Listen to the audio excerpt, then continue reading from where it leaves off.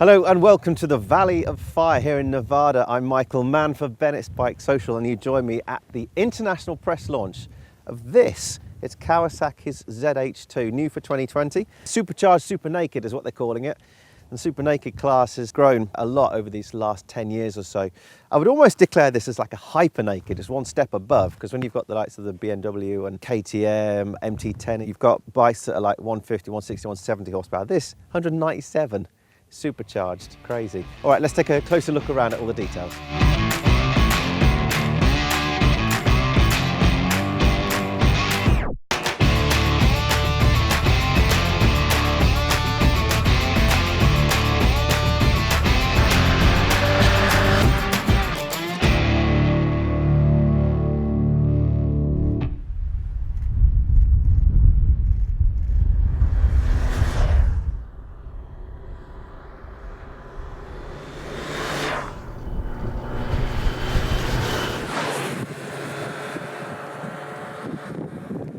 Hello, Michael Mann here, reporting from pit lane here at the Las Vegas Motor Speedway. Well, we're not here to watch any NASCAR. Well, I was going to say, unfortunately, I quite like to watch NASCAR here. It looks pretty cool, especially all these grandstands and the banking and the history.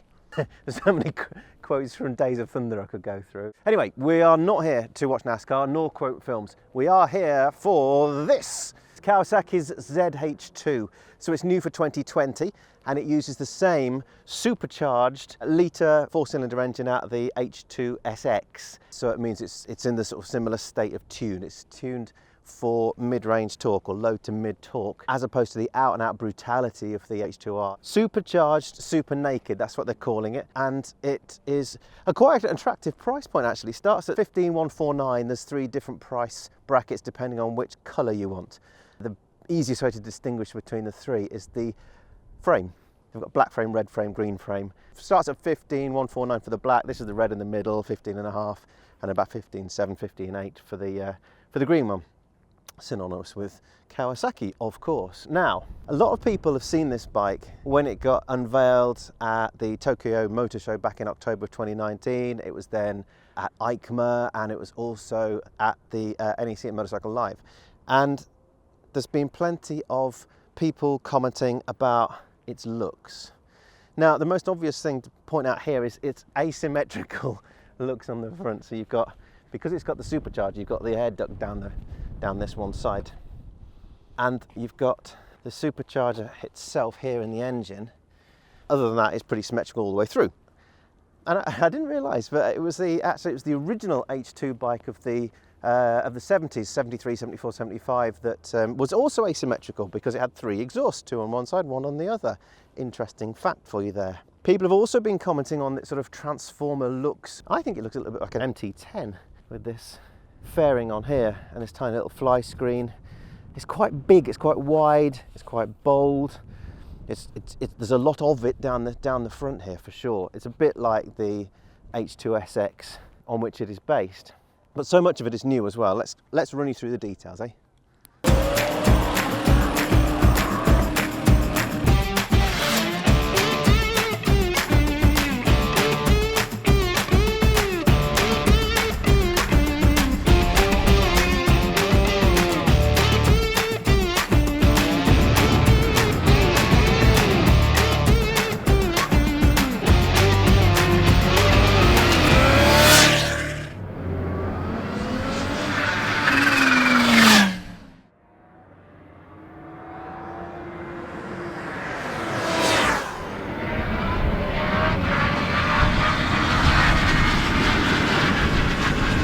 Supercharged, super naked, yeah. So it's 998cc, four-cylinder, 16-valve, double overhead cam, supercharged engine that makes peak power is 11,000 RPM, and at 11,000 RPM you get about 197 brake horsepower. Now, that is obviously going to win quite a lot of the old top trumps games until the Ducati Street Fighter V4 comes out to play, and we're not far away from that actually. That's only in a couple of months' time. So what it does do is it combines that huge amount of power with deep reserves of torque. Peak torque is 137 Newton meters at 8,500 RPM, and that incidentally is 1,000 RPM lower than the H2 SX.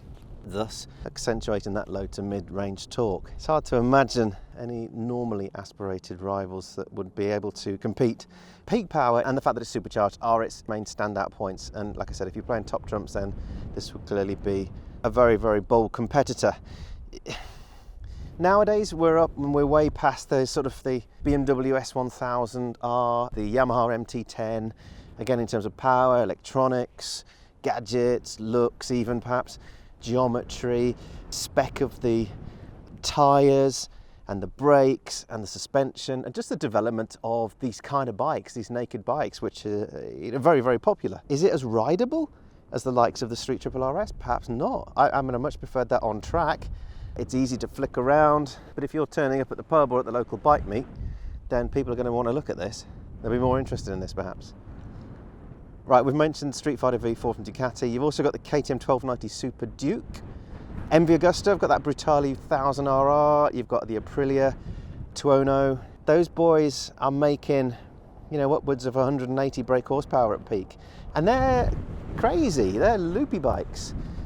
Now, so far, we've got a 2-day launch. We're here at the Motor Speedway today. It's not a track bike, and the evidence is here.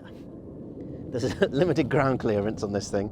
Because it weighs a lot as well, it's like 239 kilos. You've got a lot of weight to start moving about. It does handle it well, it's all right. You can't go barreling into too many corners and expect it to kind of tuck and hold, but equally, it's not a track bike. It shouldn't be judged on how it performs on the circuit. We can get the chance to try it on the banked oval circuit here at the Las Vegas Speedway as well later on, which will be very entertaining, I'm sure. And then we get a big long road ride out into the desert here in Nevada as well. So I shall be able to report later in this video about how it feels on the road and at sort of speed in terms of stability. But in terms of where we're at the moment, 197 horsepower, you know, it's a hell of a lot. And the torque has certainly been there and been very apparent when we've ridden on circuits so far. It's very entertaining. It's a great bike to ride.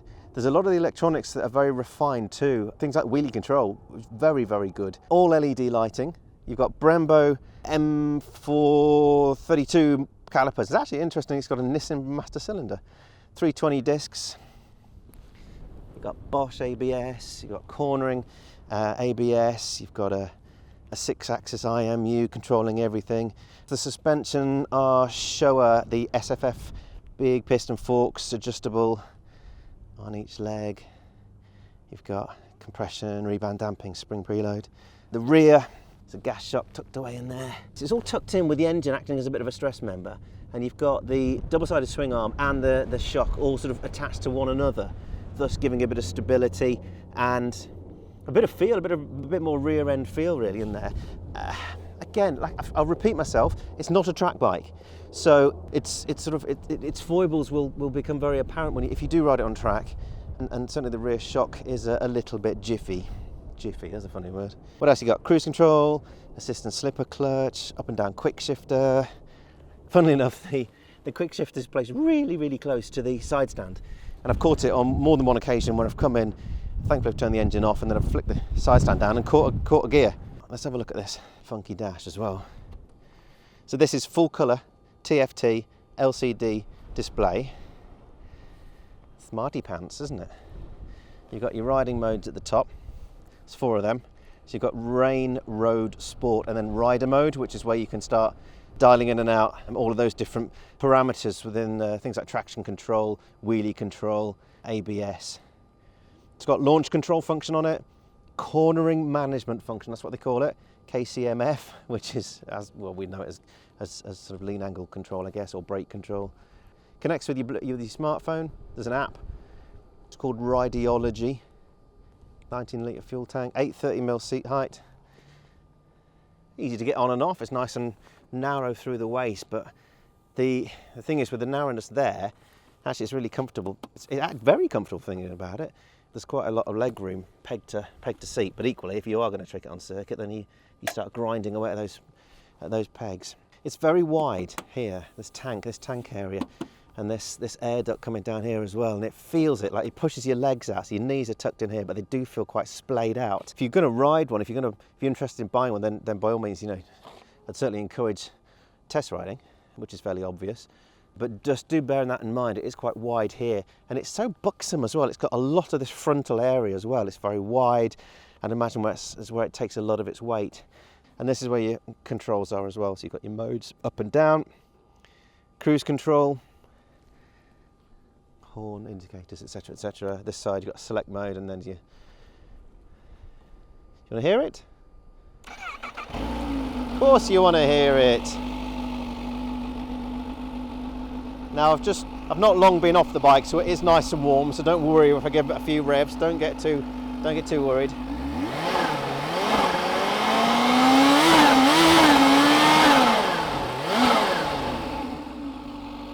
Can you hear that chirrup of the supercharger?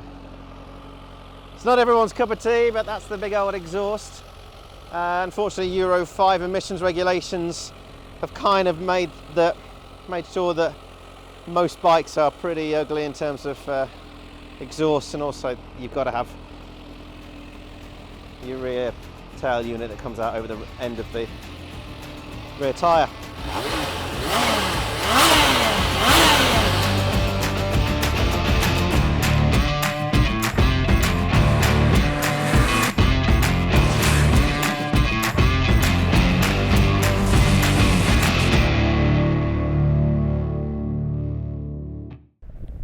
So on paper, this is one of the most exciting motorbikes for years, with the recipe mixing forced induction, swathes of torque, a new chassis, aggressive styling, some polished electronics and high-end components. But does it have the kind of character you need to stand out in this competitive sector?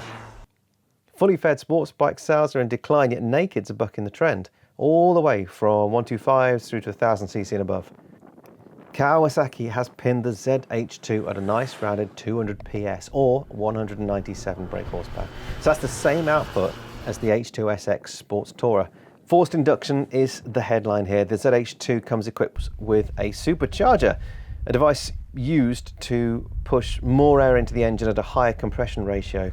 That's via a 69mm forged aluminium impeller. Short final gearing and a bit of tinkering with the valve timing also contribute to the very easy to manage throttle response. By far the standout best bit of the ZH2's press launch was the chance to feel the rush of boost. So such is the strength of that torquey engine. The red line is up at over 11,000 RPM, which is an easy target for the right-handed throttle snappers because the engine speeds so quickly and climbs through the revs with little regard to the comfort of the rider's neck muscles. Stunning performance, but horrible bulbous exhaust that, despite sounding pretty cool for a 4, is a nasty thing to look at. Electronically adjustable suspension would have been a neat addition, so too would top-spec Brembos and some weight saving. But the Kawasaki handles itself admirably. It's been purpose-built, you see. It's not one of these bikes that's been morphed from another. For the money, there's no other new machine that's as speedy and versatile, with a decent throttle connection, comfort, and the sort of safety blanket-esque electronics.